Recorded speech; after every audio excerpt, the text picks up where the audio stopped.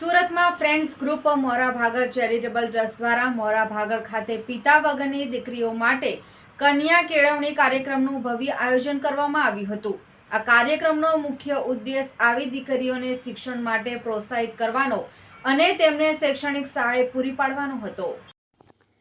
આ કાર્યક્રમમાં કુલ 22 પિતા વગરની દીકરીઓને school bag, notebook, stationery, lunch box, compass અને પાણીની બોટલ જેવી શૈક્ષણિક કીટનું વિતરણ કરવામાં આવ્યું હતું। આ ઉપરાંત ટ્રસ્ટના સભ્યો મિતેશ દલાલ, ગણપત ત્રિવેદી, અજય વર્મા, ભાવેશ ટેલર, નિલેશ વર્મા, આશીષ પંચાલ, કેતન પટેલ, શ્રેયાસ પ્રજાપતિ, ફાલ્ગુન કંથારિયા, ડેનિસ સુરતી અને જુહિલ લાડ દ્વારા આ 22 દીકરીઓની સ્કૂલ ફીઝની સંપૂર્ણ જવાબદારી લેવામાં આવી હતી।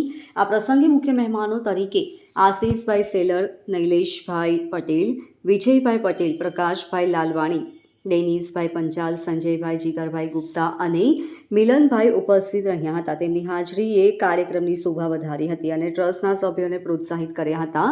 ફ્રેન્ડ્સ ગ્રુપ મોરા ભાગળ ચેરિટેબલ ટ્રસ્ટનું આ કાર્ય સમાજમાં શિક્ષણના મહત્વ અને ખાસ કરીને દીકરીઓના ભવિષ્ય માટે જાગૃતિ ફેલાવવાનું એક ઉત્તમ ઉદાહરણ પૂરું પાડ્યું હતું।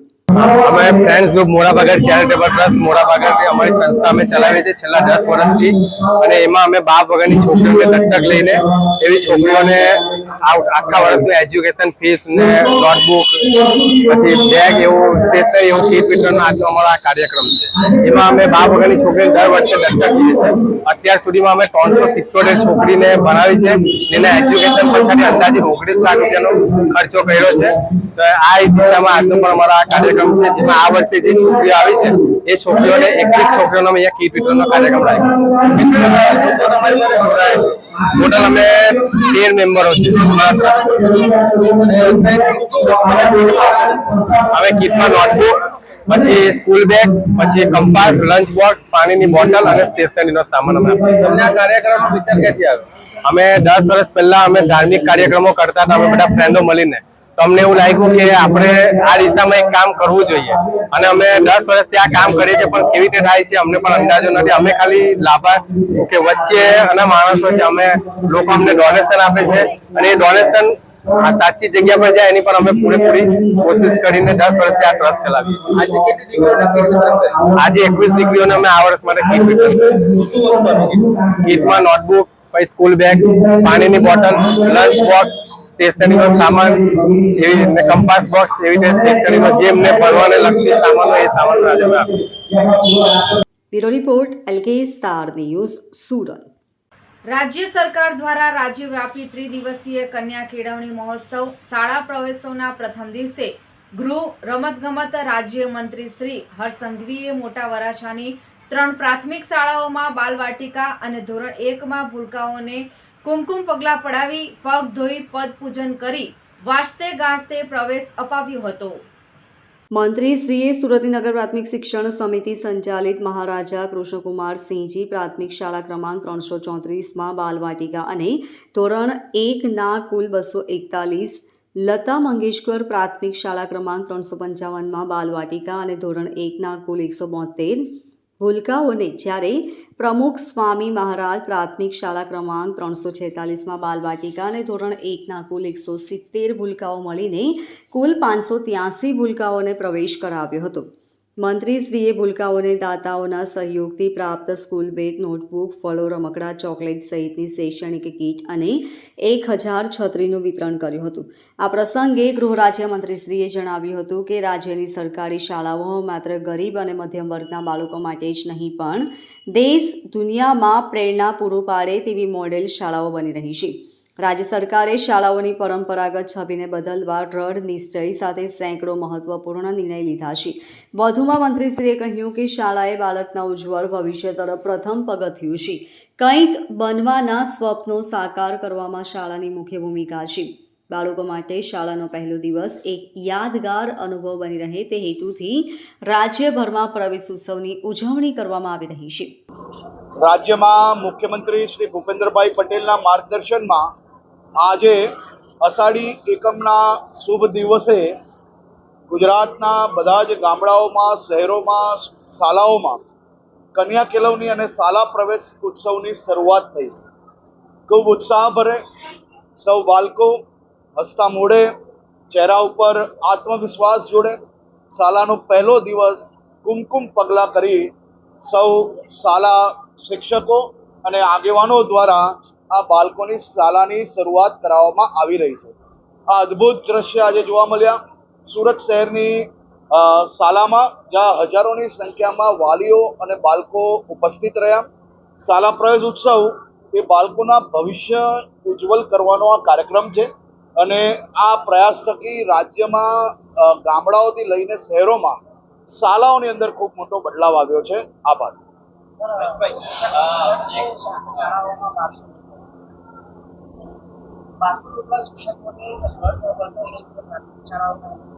નિરંતર રૂપે તો ભરતીઓ પ્રક્રિયાઓ આ બધું જ ચાલુ જ હોય છે અને આપ જોઈ શકો છો આપણે જે શાળામાં બેઠા છે આ જ શાળામાં કેટલી મોટી સંખ્યામાં લોકો ફોર્મ ભરી રહ્યા છે.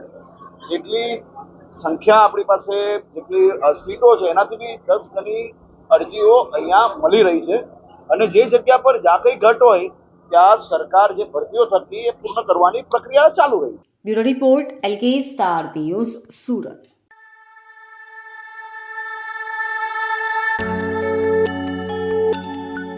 સુરતમાં વધુ એક આડા સંબંધનો કરુણ અંજામ સામે આવ્યો છે, જેમાં આ વખતે પત્નીના કારણે રત્ન કલાકાર પતિએ આપઘાત કરી લીધો છે.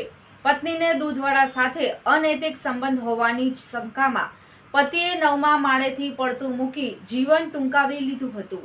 કતાર ગામના રત્ન કલાકારે સુસાઇડ નોટ લખી હતી, જેમાં તેમણે તેમની પત્નીને તેમના ઘરે દૂધ આપવા આવતા પ્રેમ સંબંધ હોવાનો અને દૂધવાળો તેમની પત્નીને ભગાડી જવાની ધમકી આપતો હોવાનો ઉલ્લેખ કર્યો છે. ભાવનગરના વતની અને કતારગામ સુમન સહયોગ આવાસમાં રહેતા 36 વર્ષીય અરવિંદભાઈ ભીખાભાઈ ઉનાગર હીરાના કારખાનામાં કામ કરી 2 સંતાન સહિતના પરિવારનું ગુજરાન ચલાવતા હતા. અરવિંદભાઈ મંગળવારે બપોરે ઘરના 9મા માળેથી પડતું મૂકી આપઘાત કરી લીધો હતો. અરવિંદભાઈએ આપઘાત પહેલા સુસાઇડ નોટ લખી હતી, જેમાં તેમણે અમારા ઘરે ઘણા સમયથી પ્રકાશ રબારી નામનો યુવક દૂધ આપવા માટે આવતો હતો. જોકે છેલ્લા 3 મહિનાથી તે અમારા ઘરે દૂધ આપવા નથી આવતો. મારી પત્નીનો પ્રકાશ રબારી નામના યુવક સાથે પ્રેમ સંબંધ હતો અને અવારનવાર પ્રકાશ રબારી મને મારી પત્નીને ભગાડીને લઈ જવાની ધમકી આપતો હતો. Bureau report LK Star News Surat.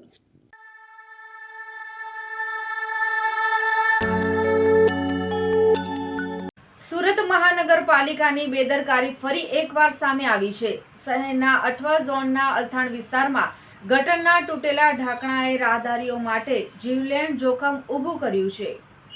વરસાદી માહોલ વચ્ચે ખુલ્લી કે તૂટેલી ગટરો ખીણ જેવું ભયજનક રૂપ ધારણ કરે છે અને આ સ્થિતિ કોઈ મોટી દુર્ઘટનાને આમંત્રણ આપી રહી છે. ગત વર્ષે કતારગામ ઝોનમાં કેદાર નામના બાળકનું ખુલ્લી ગટરમાં પડવાથી થયેલું મૃત્યુ આજે પણ લોકોના મનમાં તાજું છે.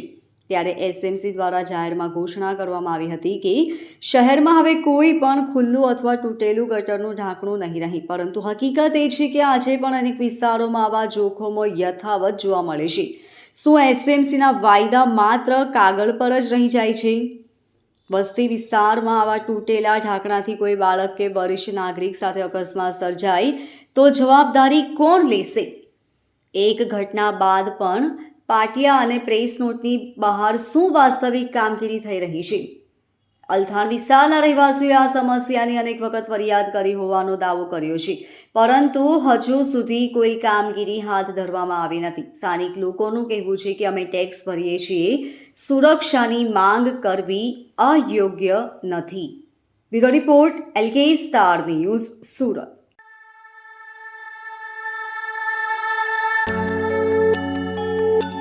સુરતમાં છેલ્લા 3 દિવસથી ખાડીપુરના પાણીમાં ગળાડૂબ ગીતાનગર વિસ્તારમાં આજે 3 થી 4 ફૂટ જેટલું પાણી ભરાયેલું છે, જ્યાં એક 8 માસની સગર્ભા મહિલાની અચાનક તબિયત લથડતા અને પીડા શરૂ થતા તંત્રને જાણ કરાઈ હતી. બનાવની જાણ થતાં જ ફાયરના જવાનોએ તાત્કાલિક પહોંચીને ગૌરીબેન શર્મા નામની મહિલાનું રેસ્ક્યુ કરી તેમને હોસ્પિટલ ખસેડ્યા હતા. સુરત શહેરમાં ધોધમાર વરસતા વરસાદમાં શહેરના અનેક વિસ્તારોમાં જળબંબાકારની સ્થિતિ સર્જાઈ હતી. ત્યારે સુરતના સીમાડા વિસ્તારમાં ફરી એકવાર ખાડી પૂરનો પ્રકોપ જોવા મળ્યો છે, જેના કારણે સ્થાનિક વેપારીઓને કરોડોનું નુકસાન થયું છે. જ્યારે વરાછા વિસ્તારમાં 23 જૂનના રોજ પાણી ભરાઈ ગયા હતા, જેના કારણે વરાછા મેઇન રોડ પર આવેલી આઇકોન ડિજિટલ નામની બેઝમેન્ટની દુકાનમાં 10 ફૂટ સુધી પાણી ભરાઈ ગયા હતા. ગીતાનગરમાં રહેતા સંદીપ શર્માના પત્ની ગૌરીબેન 8 માસના ગર્ભવતી છે. પૂરના પાણીથી ઘેરાયેલા તેમના નિવાસસ્થાને અચાનક ગૌરીબેનને પીડા શરૂ થતાં અને તબિયત લથડતા પરિવાર માટે ચિંતાનો માહોલ સર્જાયો હતો. ચારે બાજુ પાણી ભરાયેલા હોવાથી હોસ્પિટલ પહોંચવું અશક્ય બની ગયું હતું. તાત્કાલિક પરિવાર દ્વારા સ્થાનિક તંત્રને જાણ કરવામાં આવતા ફાયર વિભાગની ટીમ તુરંત જ સક્રિય થઈ હતી. સમયનો બગાડ કર્યા વિના ફાયર વિભાગના જવાનો બોટ લઈ સંદીપભાઈના ઘરે પહોંચ્યા હતા. 3 થી 4 ફૂટ ઊંડા પાણીમાં બોટ મારફતે પહોંચીને જવાનોએ અત્યંત સાવચેતીપૂર્વક ગૌરીબેનને બોટમાં બેસાડ્યા હતા. પાણીની ગંભીર પરિસ્થિતિ વચ્ચે પણ ફાયર વિભાગની ટીમે પોતાની ફરજ બજાવીને ગૌરીબેનને સુરક્ષિત રીતે પર્વત પાટિયાની શ્રીજી હોસ્પિટલ પહોંચાડ્યા હતા. હોસ્પિટલમાં તબીબો દ્વારા ગૌરીબેનની તાત્કાલિક સારવાર શરૂ કરવામાં આવી હતી. ડોક્ટરોએ જણાવ્યું છે કે હાલ ગૌરીબેનની સ્થિતિ સામાન્ય છે. મહિલાના પતિ સંદીપભાઈ કે જેઓ ટેક્સટાઇલ માર્કેટમાં નોકરી કરે છે, તેમણે આ મુશ્કેલ ઘડીમાં તંત્ર અને ખાસ કરીને ફાયર વિભાગનો હૃદયપૂર્વક આભાર વ્યક્ત કર્યો હતો. તેમણે જણાવ્યું હતું કે હાલ તેમની પત્નીની તબિયત સારી છે. Bureau report LK Star News, Surat.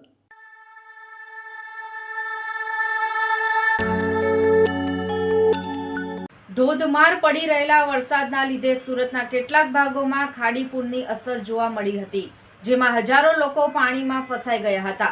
જો કે સુરત મહાનગરપાલિકા દ્વારા લોકોને રેસ્ક્યુ કરીને સોલ્ટેજ હોમ ખાતે મૂકવામાં આવ્યા હતા, જેમાં આજે રાજ્યના ગૃહમંત્રી ખાડી પૂરગ્રસ્ત વિસ્તારની મુલાકાત લીધી હતી.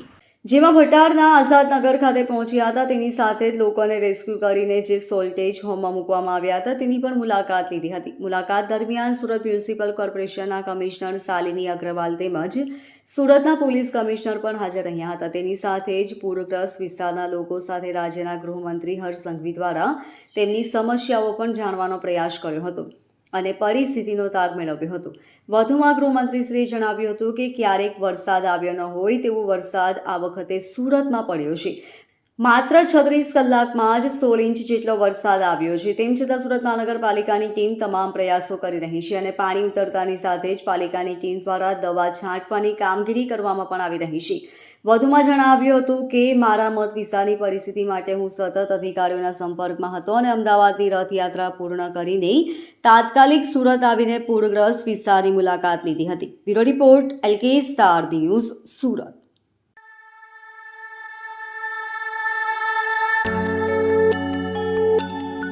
સુરતમાંથી આવતીકાલે ભવ્ય રથયાત્રા સુરતના ઇસ્કોન મંદિરથી નીકળશે, જેમાં આજ રોજ રાજ્યના ગૃહમંત્રી હર્ષ સંઘવી ઇસ્કોન મંદિર ખાતે પહોંચ્યા હતા અને સમગ્ર તૈયારીઓ વિશે તાગ મેળવ્યો હતો. તેની સાથે જ મંદિરમાં આરતી કરી હતી અને રથયાત્રા વિશે પ્રાર્થના કરી હતી. અમદાવાદ બાદ ગુજરાતમાં સૌથી મોટી રથયાત્રા સુરતમાં યોજાઈ છે, જ્યાં લાખોની સંખ્યામાં ભક્તો ભગવાન જગન્નાથજી, ભાઈ બલદેવ અને બહેન સુભદ્રાના દર્શન કરવા માટે માર્ગો પર ઉમટી પડે છે. આ વર્ષે સુરત પોલીસે આ વિશાળ ભીડના સફળ ક્રાઉડ મેનેજમેન્ટ માટે એક અદ્યતન યોજના બનાવી છે, જેમાં આર્ટિફિશિયલ ઇન્ટેલિજન્સ અને ડ્રોન કેમેરાનો વ્યાપક ઉપયોગ કરવામાં આવશે. ઉલ્લેખનીય છે કે સુરતમાં આ વખતે પ્રથમ વખત 7 જેટલી રથયાત્રાઓનું આયોજન કરવામાં આવ્યું છે, જેમાંથી ઇસ્કોન મંદિર દ્વારા નીકળતી રથયાત્રા સૌથી ભવ્ય અને 12 કિલોમીટર લાંબી હશે. આ ભવ્ય આયોજનને ધ્યાનમાં રાખીને સુરક્ષા વ્યવસ્થાને સુદૃઢ બનાવવામાં આવી છે. Bureau report LK Star News, Surat.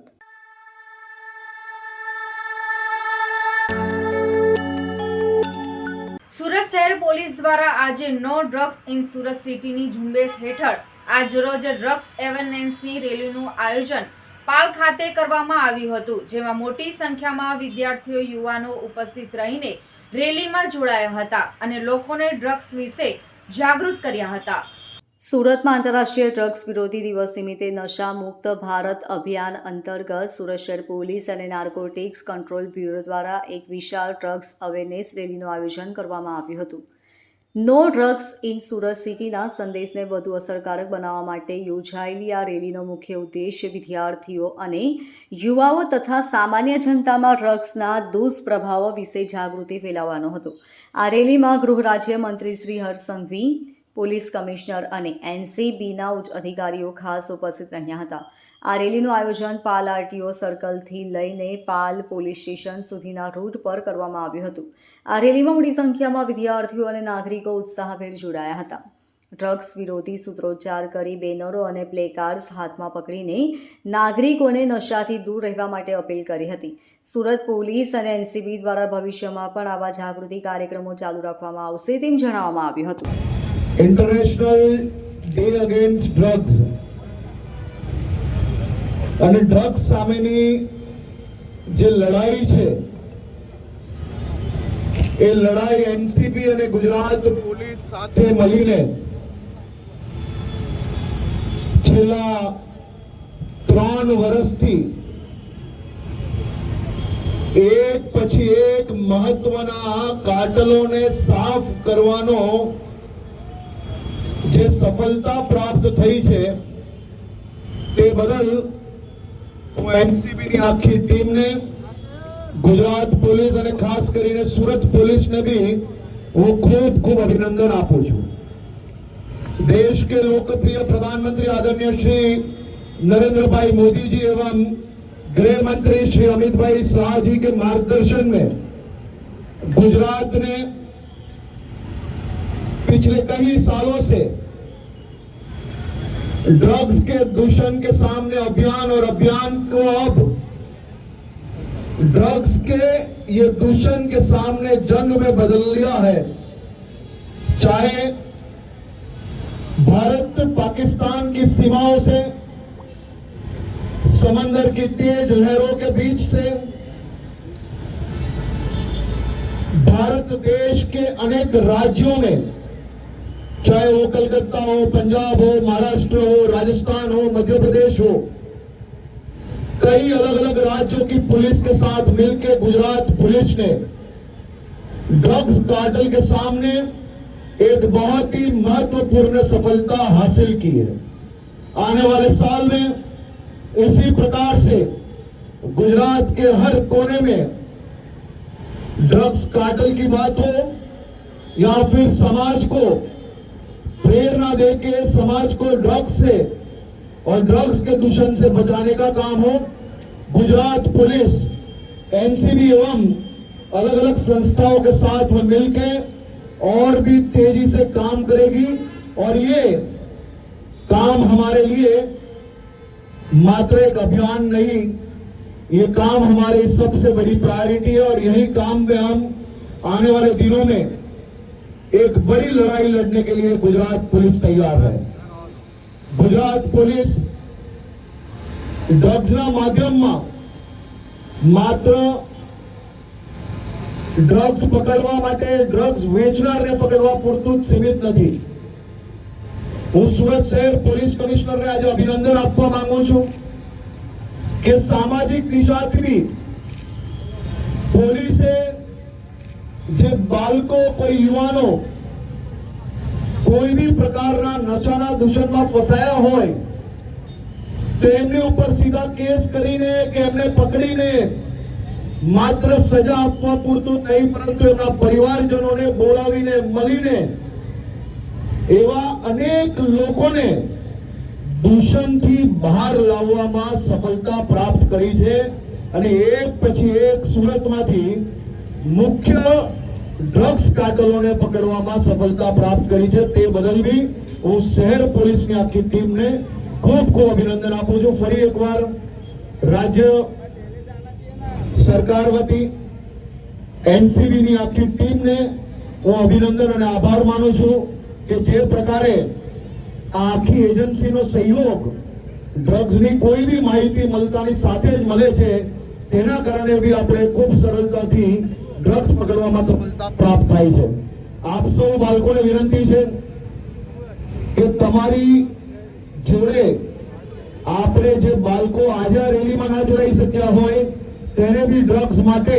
Bureau report LK Star News, Surat.